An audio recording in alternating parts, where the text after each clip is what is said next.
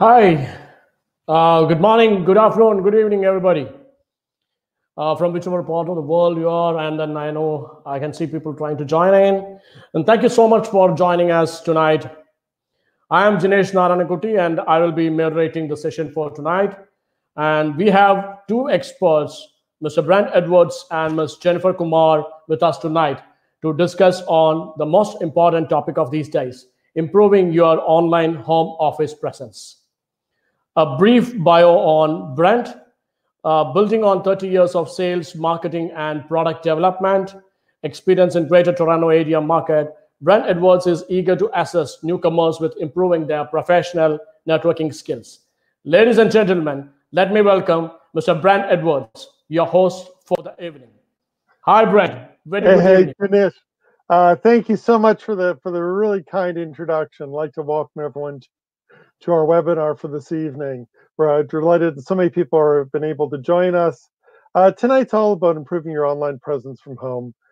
Because of COVID-19, many of us have moved to home office, and this has been a challenging time for many. For many of us, it's also given us a chance to spend more time with our family, have less of a commute. But it has been a very challenging time from a career perspective for many of us, from a health perspective, and just worrying about our fellow citizens and how they're coping through this crisis. The purpose for our event tonight is really to provide you with some tools and skills that can assist you with improving your presence from working from home. We're privileged to be joined by Jennifer Kumar, who's Managing Director of Authentic Journeys. Jennifer has run her business for 10 years from Salt Lake City, Utah. She's an expert in cross-cultural communications and will be able to assist us tonight with suggestions on how to improve your online presence. We are going to be asking some questions from the audience. We'll be using the chat function if you have any questions you want to ask of us. We're also going to be exploring some issues around etiquette, around working with your teammates, managing the expectations of your managers. And we hope that you find this issue really to be of importance. And it's my great pleasure to introduce my LinkedIn friend, live from Salt Lake City, Utah, Jennifer Kumar. Jennifer, thanks, Brent. Great to be with you. Thank you so much, and welcome everybody. I hope that you're having a good evening or a good day wherever you are in the world. Nice to see that there are a few people who joined us.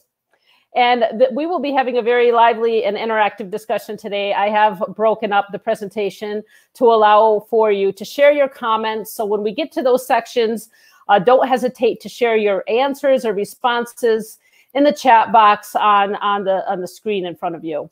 We really hope to get your feedback as we go through today's presentation.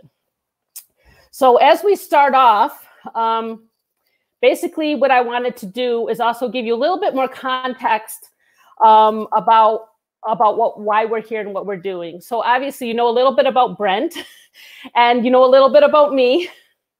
And I want to go into a little bit more about the context for my presentation today. So as Brent said, I am in Salt Lake City. Authentic Journeys is a registered business in Salt Lake City, but it's also a registered business in India. Actually, I initiated the business in India about 10 years ago.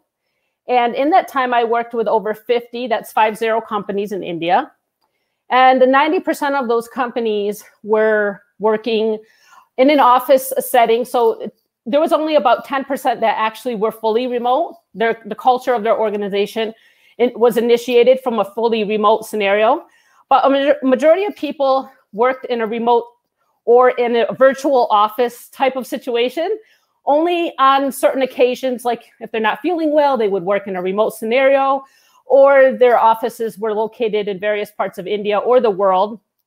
So that being said, many of the companies I worked with did have international stakeholders or clients or counterparts. So they were used to virtual meetings.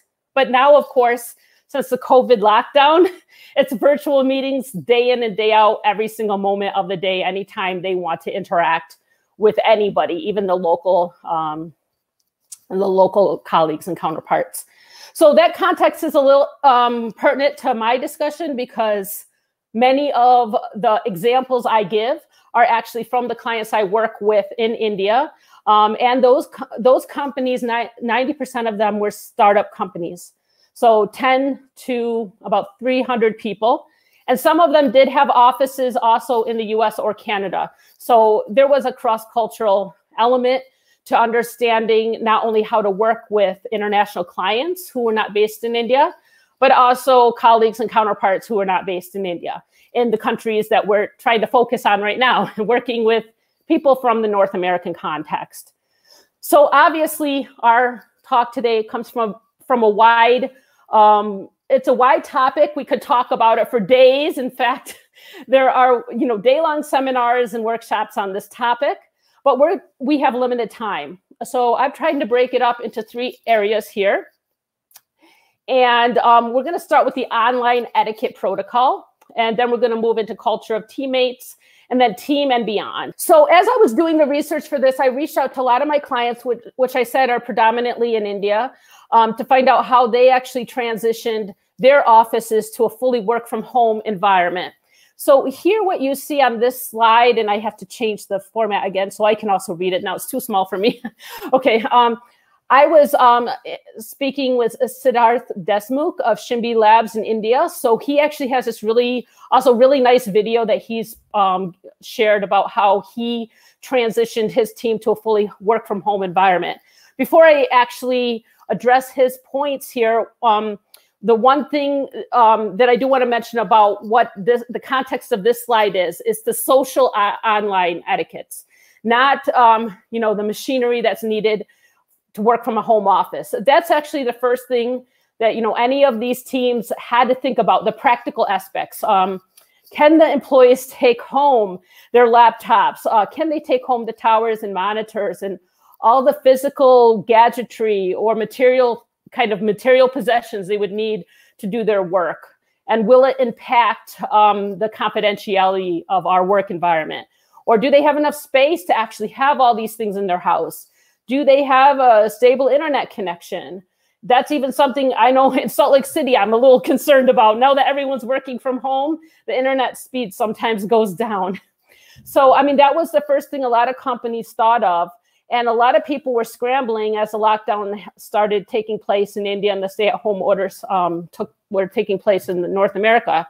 A few companies that I worked with were actually very proactive in this because they kind of predicted the situation in advance. So they had already started the moving of the physical gadgetry from their offices, their actual office to a home office. So some of the companies were already ready to work from home when the actual stay-at-home orders were put in place. But they didn't have the social part really set up yet, because although they had done virtual meetings a lot in the recent past, it wasn't something that was done for every single interaction. So what Siddharth had mentioned is you do want to set up your processes in advance whenever possible. Maybe for this COVID-19 situation, that was not possible. But now we can kind of do it in retrospect. And then when those processes are put in place, such as, will we, even though we have flexible work hours, will we have a kind of a start time and an end time so we can all check in together as a team? Will we do daily check-ins, whether that's just in the morning and or evening? How will we communicate about certain things? There's a lot of online tools. Will we be using certain tools for certain types of communication? So this should be ideally communicated from the top down and not from the bottom up. Although we will talk about from the bottom up in a moment, like from you as an employee and doing it with your teammates rather than the management actually kind of setting a precedence for that. And once all these online protocols are established, we have to onboard the employees to these new processes. So he was very clear in commenting that once these processes are actually formally set up, we have to onboard all the employees, whether they're seasoned employees or they're new employees, because we have now, I know India is still in some places in the lockdown, so it's been maybe more than 2 months. We're kind of coming out of it in certain places in North America. So people have been still hiring during this time. So there'll be new employees that have to be onboarded generally to new employee orientation and things like that. But meanwhile, everyone in the organization would have to be onboarded to these new processes. So as we think about this, what are some of the new team norms your management has put in place during this transition to working from home? Or are there new norms? What do you think?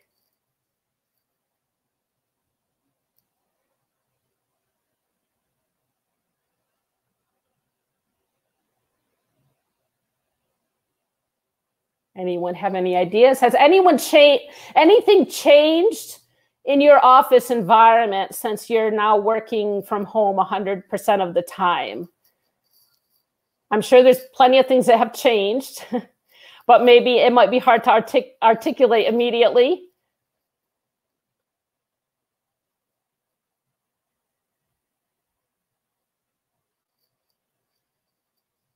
Anything? I know that one thing that people struggle with is just being on, endless calls and a lot of meetings, and everything appears to be a meeting or feels like a meeting, even if it's supposed to be a casual interaction. So a lot of people I coach and work with are struggling with that type of scenario as well. So I'm sure that is part and parcel of it. And also with COVID-19, this is a unique situation. It's not like working from home previous to COVID-19, where the kids were going to school or our spouse was going out to an office during the day. Everyone's at home doing everything at the same time, and we have to balance maybe feeding the family members or taking care of the pet or whatever. So there's a lot of things that are out of the ordinary from the normal day-to-day work from home expectations that we might normally have. People are a little bit quiet today. I know you're thinking a lot, so you must have something to say. I see a comment has come through, Janesh. Could you read a few comments there? Yes, Jennifer. I think we need to have Brent also back into the to the desk, so that a couple of things which he will also be able to add. But a couple of really interesting comments have come from Arun Koshi. He has been actually putting this up as, I've been interacting well with my colleagues during the office days, but now when I see them online, I feel that they are becoming too cold-shouldered. How do I handle this? All right. It's an interesting situation. So I guess I presume by cold-shouldered mean they're not as friendly or as approachable as they have been in the past. I think that's just, everyone's getting used to working in this Zoom world that we're in right now. And just as we found at the beginning of our webinar, that some conversations are easier to be had face-to-face or verbally. And for some of us, it's more of a struggle to actually put our thoughts in writing.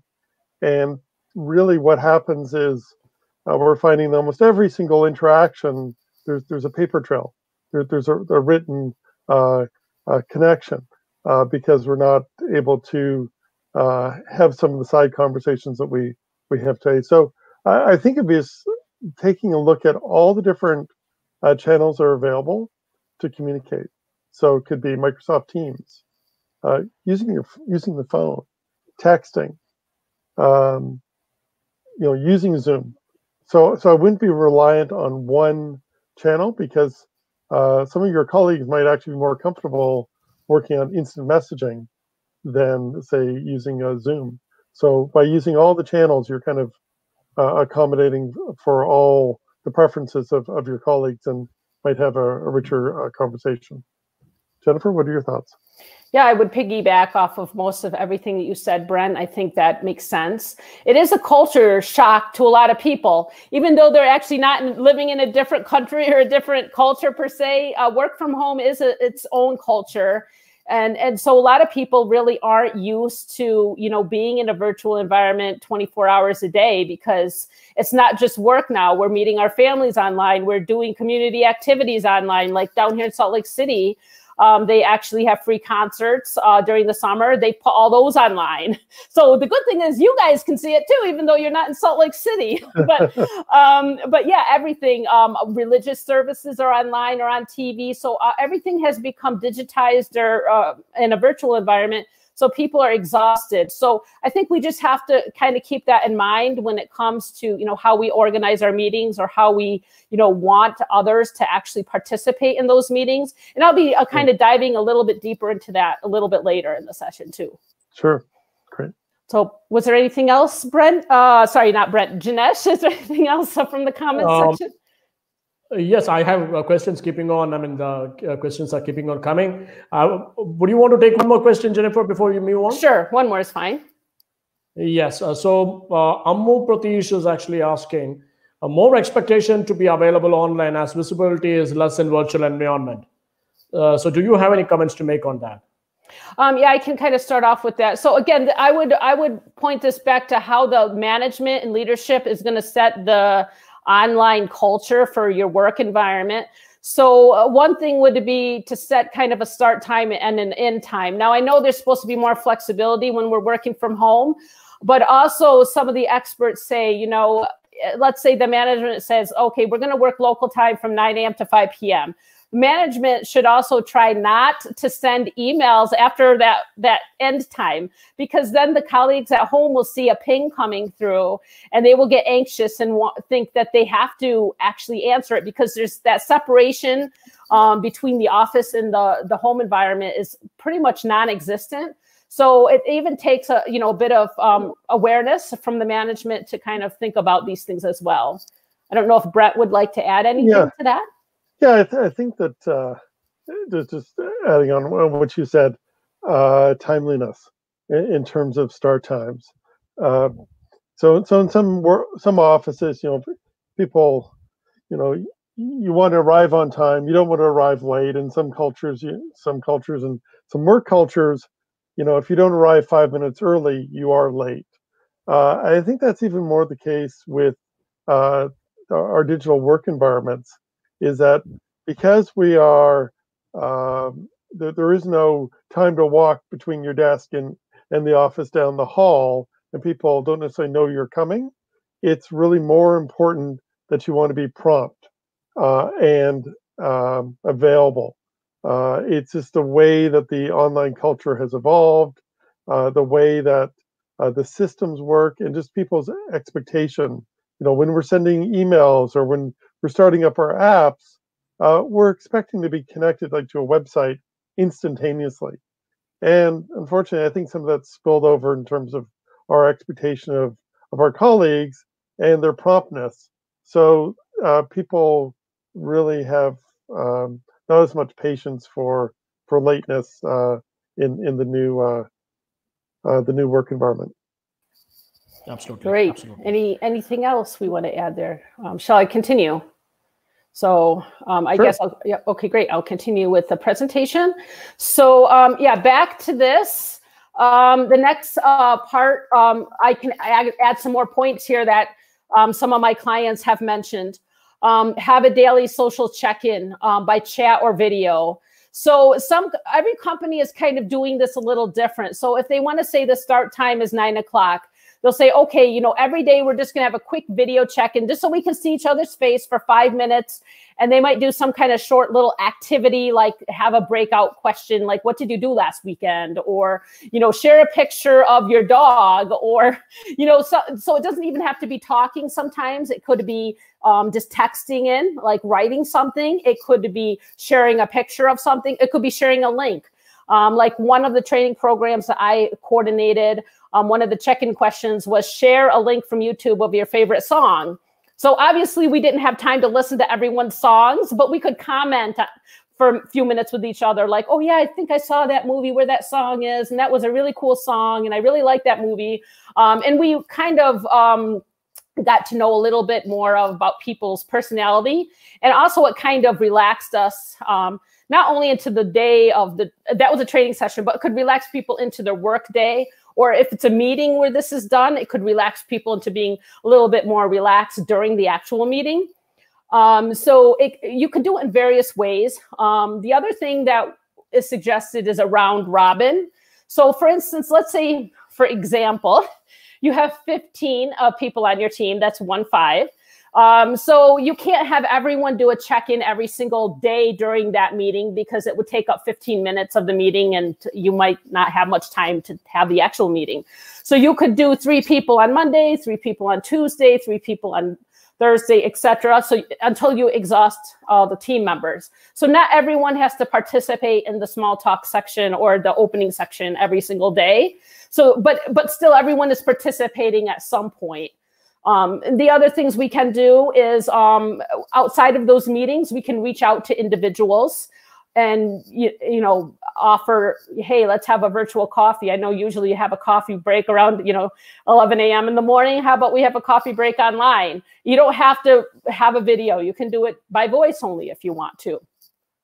Now, in case the management, team leads, or CEO of the company hasn't put any protocol in place, if you are chairing a meeting, that's where you can kind of do it from the ground up. That's your meeting. Like, you can take control of it. You set the culture for that meeting. So that's where you can include some of these round robins or small talk interactions at the beginning or the end of the meeting, wherever you prefer to have it, depending on how you think the individuals will respond. So piggybacking on this, what can you do as an individual in your team, or what have you been able to do since working from home to encourage socializing in a work from home environment? Anyone tried anything different than I suggested? Or even if it was something I suggested, have you tried any of those things? Would you like to share any of your thoughts around that?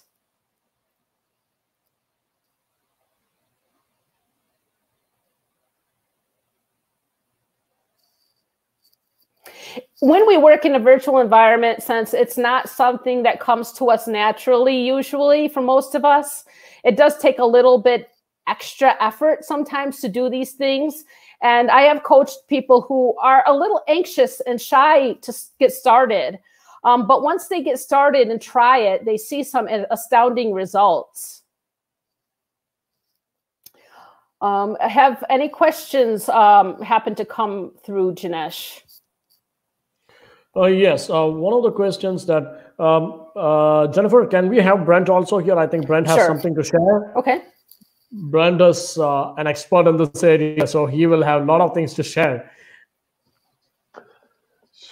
Sure. Yeah, we can go to the questions first, Janesh, or I can provide a couple examples.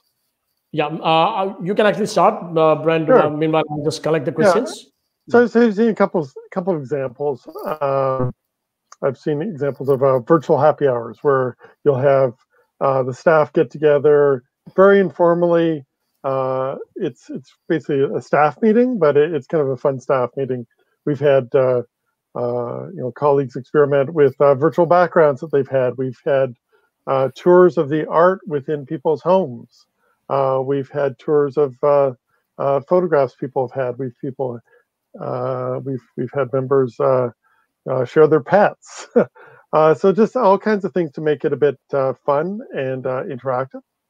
I've also seen examples where people have had maybe one-on-ones, but maybe it's first thing in the morning. Maybe you don't turn the camera on, just because it's not as the most fun time for individuals.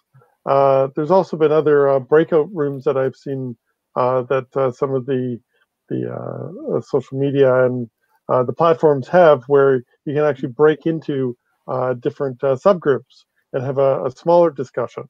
So that's something that you could also speak to your leadership about making use of. That's something that's available in Zoom. It's available in a number of the platforms, and it's just a way to break up and make some of the interactions a bit more fun and interesting. Jennifer and Brent, a couple of interesting things from our viewers. Arun Koshi is actually putting his comment as we have happy virtual hours on Fridays. Manju has actually come up with, we used to have team games played every week in one of our daily stand-up calls. Yeah. Okay, perfect. What I want to do now is I want to share with you some of the ways the teams in India that I work with actually have included employee engagement in a work from home scenario. So this is really interesting, and I find this very fascinating. Okay, so there's 3 examples I have here to show. One is from a company that's in Kochi, India, called Adventure. So what they did actually, and they posted all this on their Facebook page, that's how I came to know about it. They kind of did this employee engagement activity where everyone was at home, and they did like a collage of pictures from their home, offices and places in their home, all with a message. So different people are holding signs with, you know, part of that message. So it's pretty inspirational and really a cool idea. And they did 2 of these. So one is just the COVID, you know, kind of we're gonna overcome this situation type of thing. This too shall pass. And then they did another one. I'll see if I can make it bigger. So in this one, it's all about, you know, working from home for now, and kind of just motivating people to know why we're doing what we're doing right now. So, and I think they might have done a few other things that I haven't, you know, been able to add here. The next one I wanted to share quickly is Fragaman India. So some people might be familiar with Fragaman. They're actually an immigration consultancy that has offices all over the world, including in Kochi, India, where I lived. So they did something similar to Adventure with the image collage that you see here. But they also did a lot of other really cool things that I just love this, you know, it's so awesome and creative. So they did some song mashups where they have an English song. Right underneath that, you'll see there's also another English song under that. So the first English song is like each person is singing like 1 or 2 lines from that famous Beatles song, Imagine. And they kind of compiled it together. And they're actually singing. They're not lip singing. So they're really talented. The next one, they were dancing. So each person danced to like 1 or 2 lines of the song. And then in addition to English songs, they did a Hindi song. India, for those of you on the call who don't know much about India, there's at least 25 national languages. So they did one in Hindi, and then they did one in Malayalam, which is the local language of that area in India. So that's number 2. That was the kind of impressive compilation. The last one I want to share is another company called Think Palm. So they did a picture compilation again of like kind of inspiring people to, you know, be in this together and work from home and stay motivated and things like that. Stay home, stay safe. But they did another really cool thing, like Earth Day had passed. So to celebrate Earth Day, since they weren't in the office, they actually asked some of the employees who are good, have a green thumb, to show pictures of themselves with their plants around their house. I thought that was pretty cool. They actually did another one that I can't share here because I couldn't get it embedded on the blog. But I think it was like a video compilation for Mother's Day where they actually asked all the mothers of the organization to share a short video of them playing with their kids or feeding their kids or doing something fun with their kids. And they put that kind of compilation video online as well. So there's a lot of things we can actually do to create the team spirit. So we just have to be creative and think about it. And, you know, people will participate. Maybe not everybody, but a lot of people will participate. Now, I found out about these because they had posted them online. Obviously, that's a public forum. It doesn't have to be posted in a public forum. It can be posted on the company intranet, password protected and everything. You know, whatever the majority of the team feels comfortable with. But this also gives people another thing to talk about. Like, oh, you know, in that Earth Day compilation, I saw somebody likes to really, you know, they planted roses in their house. That's a really hard plant to actually cultivate. Can you give me some tips around that? So, you know, all this can actually spark additional conversation that we might not have thought of before, and ways to get to know our colleagues. Ways to encourage socialization. I've already mentioned the first 2 at least. The third one is always use people's names. So a lot of people, have asked me, what should I know about, the local culture of the people I'm working with to be culturally sensitive online? A lot of these virtual, interactions are now becoming globalized. Like it's a global culture when working in an online environment. It's more important to use more words and call people by their name to get them included, because we can't really, nudge somebody or like make eye contact with them in the meeting in the same way we could if we're in a face-to-face environment. So it's really important to either call them on by name with your voice, or in the text chat box say, I'd really like to hear from Jennifer about, how you're progressing with the quarterly report. Could you give us some updates about that? Especially for the shy people, they tend to, like that. And, maybe not all the time will people speak up again back initially. They might want to type. So give people different options if they're a little bit shyer. Obviously, typing takes more time. But if we're sensitive to people's diversity in the online environment, I think that will help and go a long way in building our team.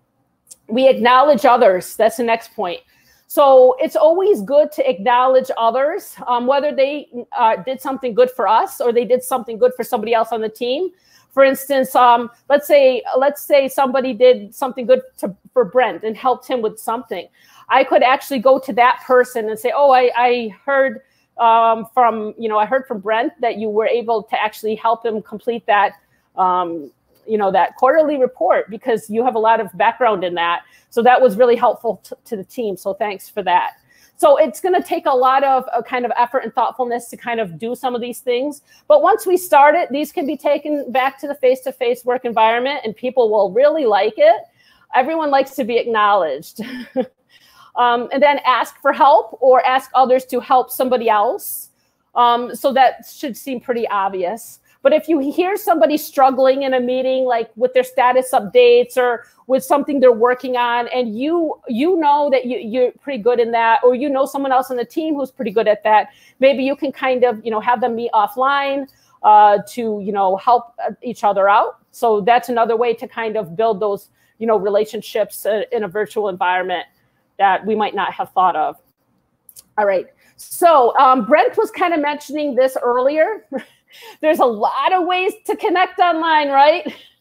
When you see this slide, and you don't have to type the answer into the chat box unless you want to, but what's the first impression that comes to your mind when you see this slide?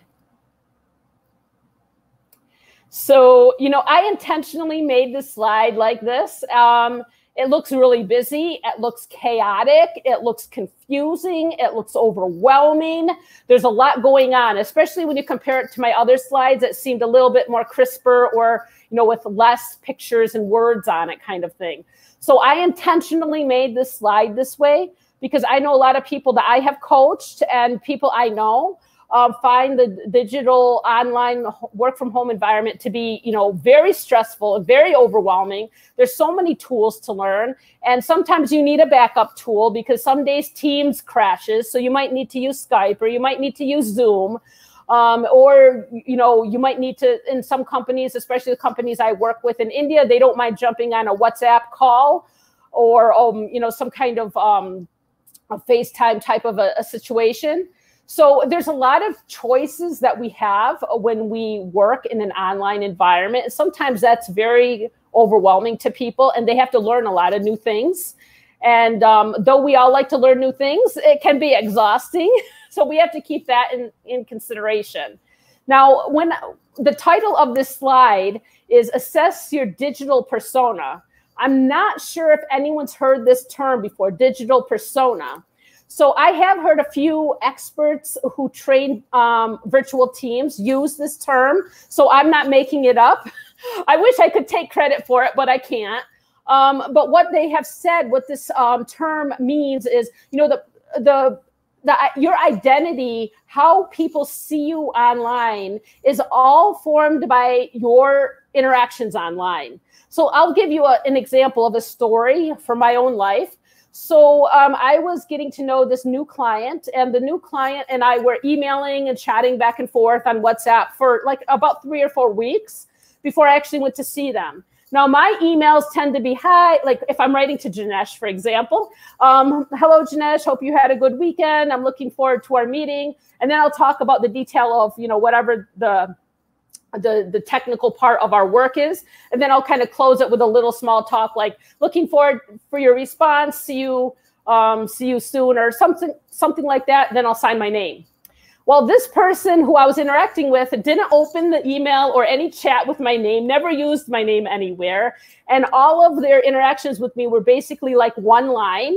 So I actually got the impression of this person that they were terse. They were very to the point, very businesslike, didn't like to make small talk, and maybe didn't want to introduce, refer to me by my name, because that was never used in, really any of those interactions, maybe the first one. And so when I went to meet that person for the first time in a face-to-face environment, I was actually very nervous, because I thought, oh my gosh, this person's not going to want to interact with me because they're very to the point. But when I sat down with this person, they offered me tea and cookies, and then actually made a lot of small talk. So I immediately realized this person's digital personality is very different than their face-to-face personality. And luckily, in this case, their face-to-face personality for me was much better than my expectation, which tends to be the case in 80% of my interactions. But there have been about 20% of the interactions where their online persona was actually a little bit more friendly and engaging than seeing them in person. But that's something to keep in mind when, as you're building your, online or digital persona in this new work from home environment. And you'll also want to take time to kind of assess what kind of message is best suited for each type of medium. Do you want to use email for this? Do you want to use chat? Or in the chat, like I know in WhatsApp, you can actually record a small voice mail and send it. So I've done that with some of my clients that I work with. Or is it more important or pertinent to actually just pick up the phone and call somebody rather than actually a video call or a voice over internet call? So really choose wisely the medium that you're going to use. And some of this should be and could be actually set in the online protocol that was mentioned earlier in the presentation. So as you can see, there's a lot to think about. So because of that, because there's so much to think about in this new online environment, guess what? People get overloaded. They get stressed out. They are really under a lot of pressure. Sometimes they don't know what to do. Sometimes they just want to take a rest. They don't want to be on a video chat. I've had some certain clients actually come to me and say, Jennifer, I am, just exhausted. Can we just do voice? I cannot be on another video. I'm dressed for it. I'm presentable, but I just don't want to look at myself through the camera and see myself on the screen. It's just too much. I've been doing that all day, day in and day out for the last, a week. I just need a break. So, be aware that some people are just going to be overloaded. So there are actually terms for this. So some of the experts have come out with the term Zoom fatigue. That's kind of the most common one I've seen going around on LinkedIn. You're just kind of so exhausted from using Zoom. And Zoom is being used generally to mean like any online video calling platform. So even if they're using Skype, they're saying Zoom fatigue, not Skype fatigue, for example. A few of the experts are using digital overload. So just, being online, interacting with technology is just too exhausting day in and day out. So that's actually something to consider. And the last term here is zoomed out. Actually, I kind of came up with that. I felt zoomed out the other day and I just said, oh my God, I am zoomed out. I just need a break from this. So, I tell my clients sometimes, I don't mind coming on the call like in the beginning to show my face, but would you mind if we actually just did voice for part of the call? So, hopefully it should go both ways with your counterparts as well. So when we talk about this, how can we help our colleagues out in this situation? Or have you faced any of Zoom fatigue, digital overload, or have you felt zoomed out? How could you help yourself or others that you work with to combat this? We'll kind of turn it over to you for comments. So I'll bring Janesh back in. Janesh, are we getting any comments about this? Yes. The comments are actually there. I think if I'm spelling it right, Giliana, absolutely overloaded. It seems online things went more heavy or heavier. And Arun has been commenting on that it is becoming the norm and it is becoming like 24 hours before 24 hours a day now. I'll also bring Brent in as you read off the comments. Any other comments that you want to read off, Janesh?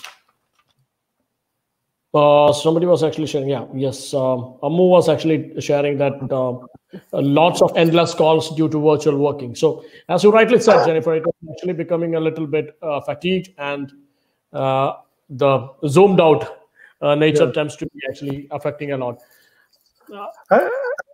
I think what we can take advantage of is, because we're all going through this, no matter what market we're in, to some degree. So we're all experiencing it. It's not a case of one market, one country, one state, one province is dealing with it and the others are not. So I think that the level of empathy that people have for their colleagues and what they're going through is probably higher than it normally is.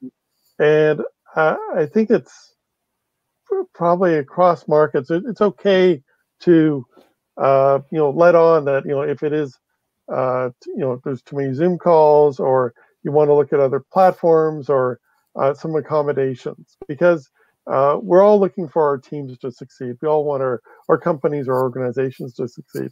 I think if this is probably going to go on for a few more months, yes, expectations are going to start to go up, but we're still probably in the window where, if it is challenging, again, it's your own work environment.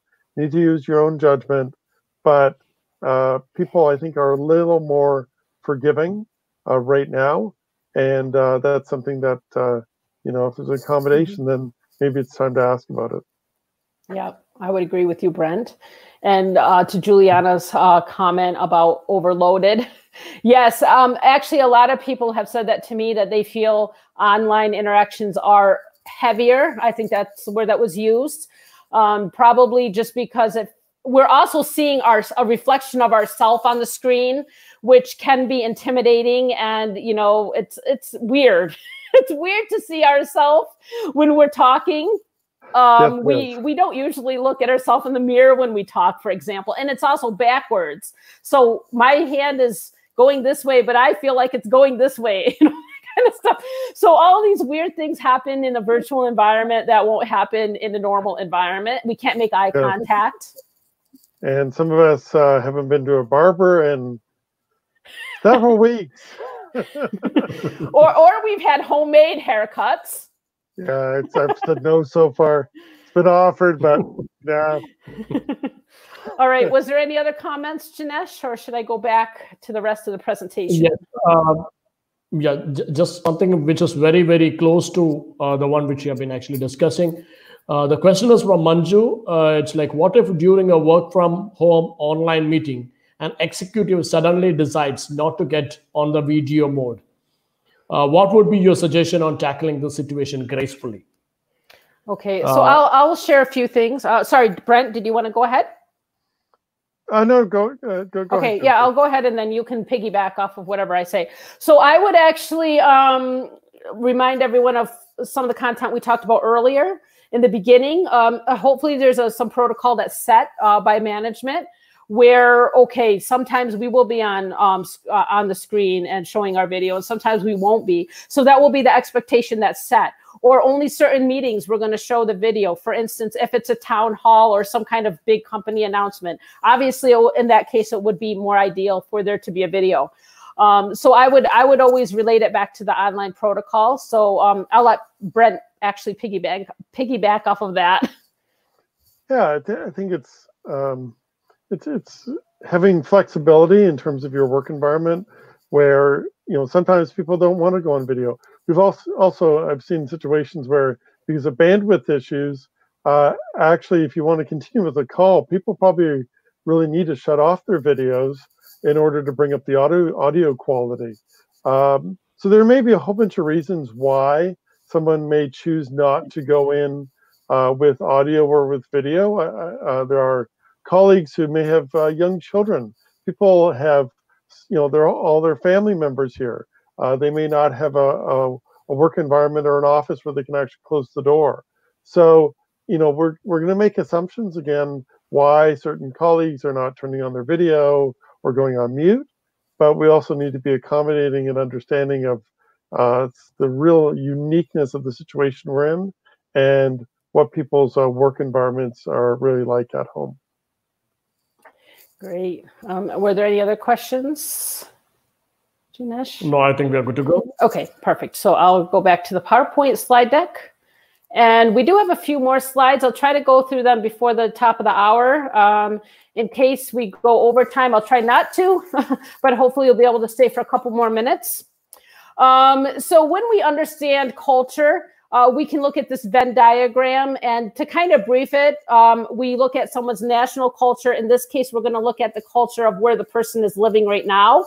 But obviously that has many layers. So even if they're a newcomer to the US or Canada, or they're working virtually from another country, they have their national culture from where they are actually from as well. So that will impact how they use their language, what kind of expectations they have when interacting with people, whether they prefer hierarchy or they prefer more equality, or working from a relationship perspective or a task perspective, etc. There's this really good website called Globe Smart, and I'll just type that in the chat box. So if you go to Globe Smart, what you can actually do is you can take a free assessment on your cultural preferences. And it doesn't have to be just for culture. It can just help see kind of where you fall along some of those guidelines. And if you take that, you can get in touch with me. I can tell you kind of what country that you would kind of match up with if that's something of interest to you. I have the paid account, so the free account won't let you actually do that. But it's also quite surprising to have everyone on the team do that, just to see, their preference, not necessarily culturally, but how they might just want to interact, their preference for interacting with each other. So there's national culture, there's family culture and their upbringing, their personality, and then the corporate and work culture. So it's not just the company culture, the professional culture of the profession in that company, but also maybe the team culture. So all these work together to understand where someone's coming from, why they are talking a certain way, why they are expecting certain things from us, or why we might be expecting certain things from them. And when we talk about culture, I'm not sure if anyone's seen this particular image. This is called the cultural iceberg, fitting name. So normally when we look at any culture, whether that's a national culture, a corporate culture, or anything, we only kind of see the 10% on top. But that 10% that we actually see is guided by the 90% underneath. So for example, many people, especially in North America, would have heard of, the Walmart culture of the 80s and 90s. When people used to come to work in Walmarts, they used to actually start their day with a cheer and sing songs and kind of do this team bonding thing, which a lot of other companies found a little bit strange, but that was part of their company culture. So that was a 10% you see, or you saw from Walmart, but what underneath the 90%, what did that make? How did that impact the values that the company was imparting to their employees? How did that impact their priorities of team building or customer service or whatever? And what other assumptions can be made from what we see on the top? So obviously this particular slide, we could spend a lot of time on it, but in the interest of time, I'm going to actually go to the next section, which is our last section for today, small talk. Now, a lot of people are fascinated by this topic, especially when working across cultures. Obviously, we want to build a relationship. So a lot of people are wondering, what are the topics I can talk about in this culture to make small talk, and what are the ones I should avoid. I'm not actually going to go into that detail. That is a training that I provide, but I'm not going to take all that time today. We don't have enough time. So what I'm going to do is I'm going to share 3 basic categories of small talk. Now, I've actually mentioned all of these categories throughout today's presentation, but I haven't kind of named those categories. So when we look at the first one, which most of us think about, is the personal talk or banter. How was your weekend? Did you go to the park? Or, when will we be able to go to the park again? I really want to go to the park. All of those kind of more personal things that we kind of maybe talked around the water cooler, or when we went out to lunch or coffee breaks with people. And then the second one, which I have mentioned a little bit about, but didn't categorize it as small talk, is about work, process, and brainstorming. So some might be wondering why I've categorized it under small talk. Well, in some of the culture trainings that I've conducted, especially in India, people identified that some of this discussion wasn't actually 100% related to the technical aspects of their work. So they were thinking it's more like a small talk because it also has more of a casual flavor because it doesn't always include some of the technical jargon or, some of the fancy vocabulary that the business talk actually might include.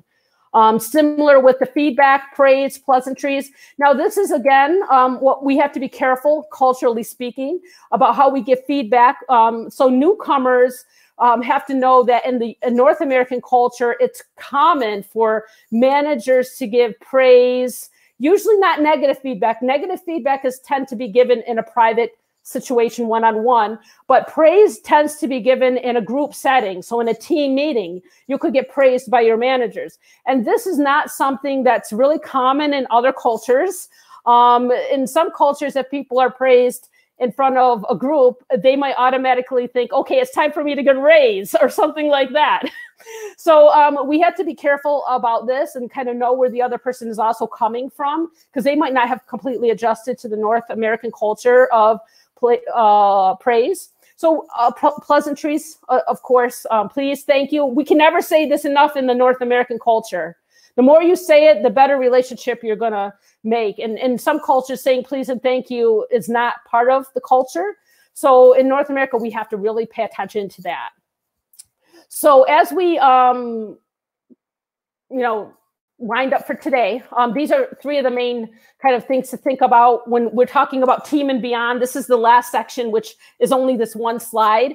And I know we will go a few minutes over, so I really thank you for, holding on. I still see a majority of the people still here. Thank you for your, interest in staying a little bit longer. So staying visible in the team, with management, and with the wider company. So sometimes we get kind of, we get a very narrow focus, or we get pigeonholed, kind of. That's a good idiom to use here. We get pigeonholed into thinking, okay, we only have to worry about my team when I'm working from home. But that's not really the case, because how will we be moving up in our company, or moving maybe to a different project, or moving to a different area that we want to work in? We still have to try to stay visible with other people. So, if the entire company is having, online, some type of online networking events, do join them so you can kind of see what other people are talking about. Maybe join with them on LinkedIn and just say, I would really like to join with you on LinkedIn. We work in the same company, but as you know, we can't see each other nowadays. So I thought it would be good to kind of connect up here on LinkedIn, and we can kind of keep in touch with each other. Most people are pretty okay with that, I think. But you do have to give that context typically in your introduction when you send that connection request. So that would make a difference maybe in getting the connection accepted or denied.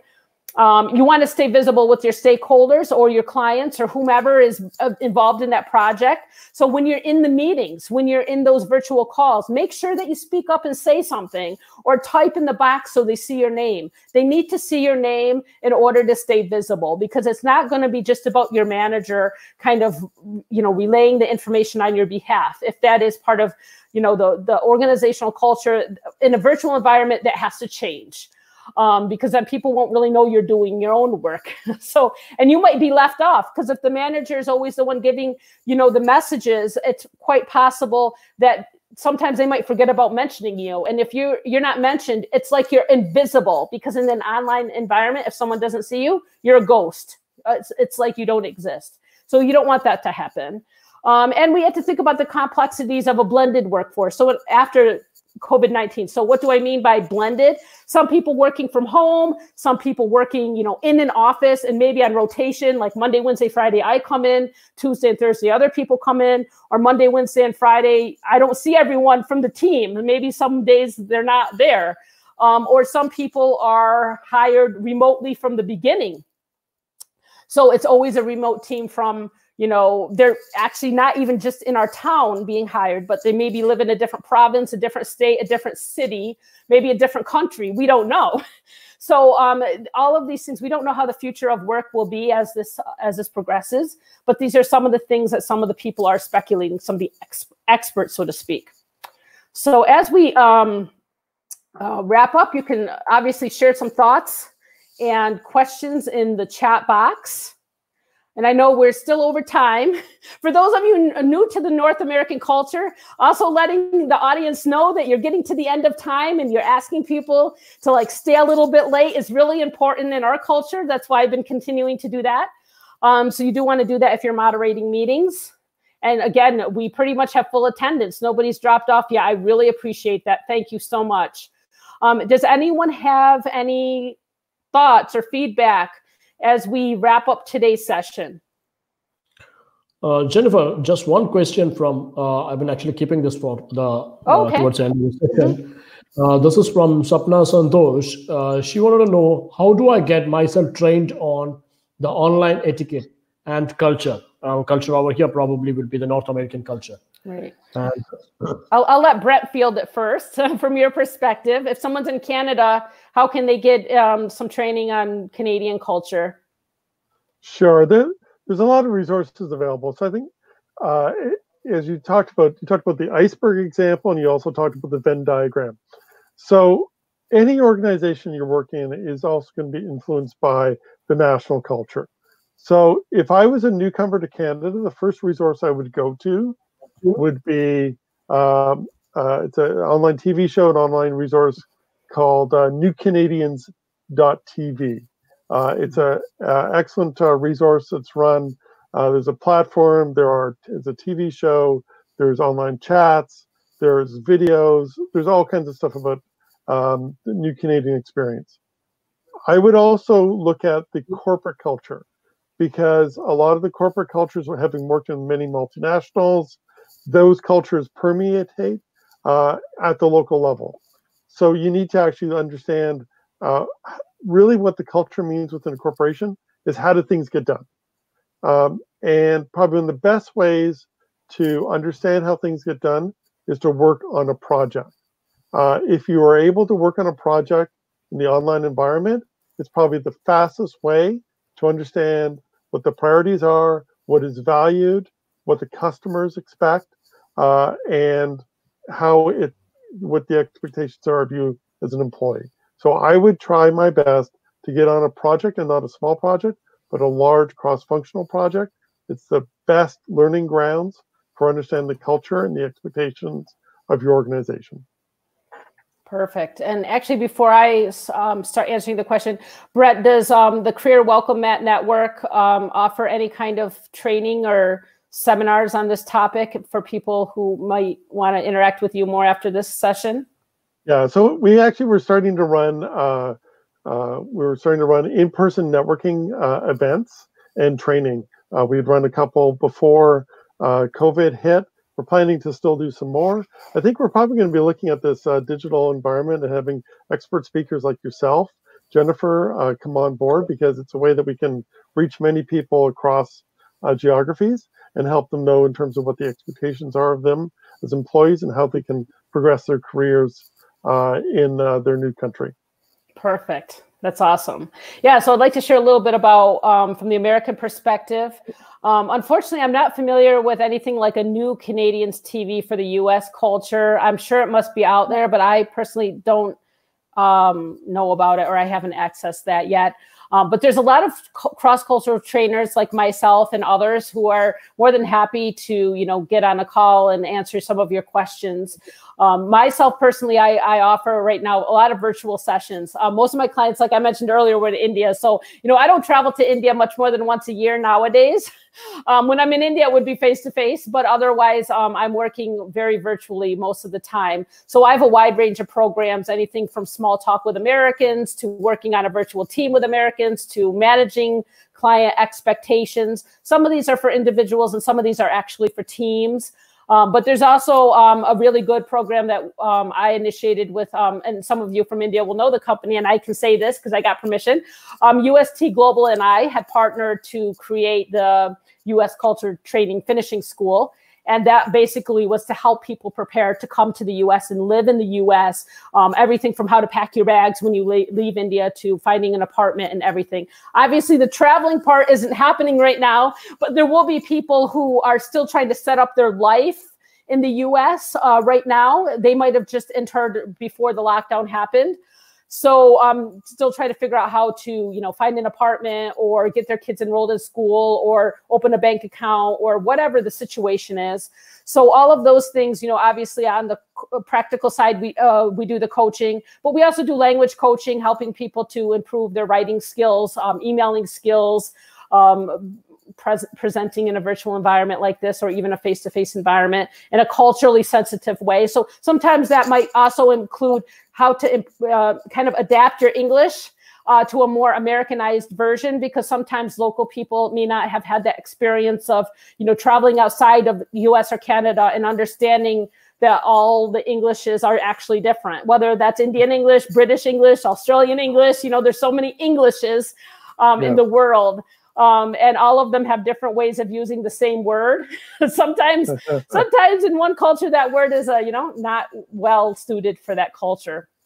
So, that would be kind of from my perspective, my answer to that question. So yes, now there are different ways, and you can go, I have a blog at Authentic Journeys with over 800 articles, all on these kind of topics. So I'm sure you'll find the answer to your question there.